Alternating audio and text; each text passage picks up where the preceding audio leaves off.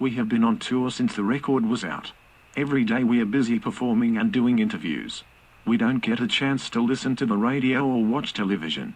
It's just a nice idea that people are open to honest pop music instead of the slick, prefab rock groups you usually find on MTV. Since the appearance of Nevermind, we are day in and day out doing interviews. I haven't had a day off since September. We are happy when we can go on stage to sound check or play, because then we finally don't have to talk about our music. It is terrible to have to analyze your own music all the time. It is like being in therapy. We are genuinely concerned that the spontaneity of our music will be lost as we spend hours talking about it every day. That is why Kurt no longer does interviews. If he continues, he will have problems writing new material. Musicians understand that. But people who don't make music usually do not understand. The rising popularity of Nirvana has led to an enormous flow of bootlegs, especially of the band's unreleased second album. I always associated bootlegs with groups like the Grateful Dead and the Beatles. I didn't know they did the same with subculture bands.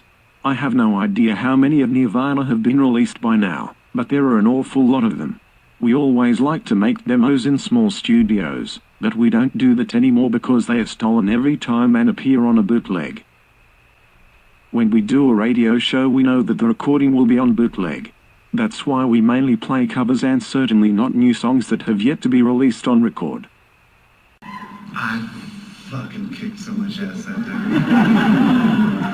I even knew songs that they hadn't released yet. I'm a bootlegger. Sorry, Napster before Napster. I fucking knew all that shit.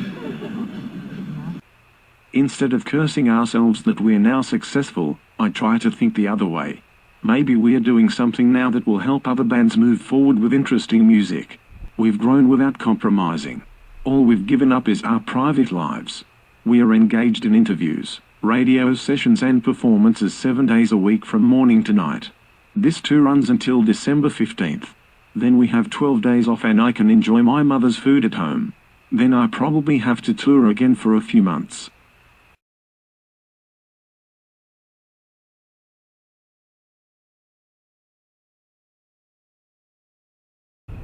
They are not so much annoying, as they are just tired.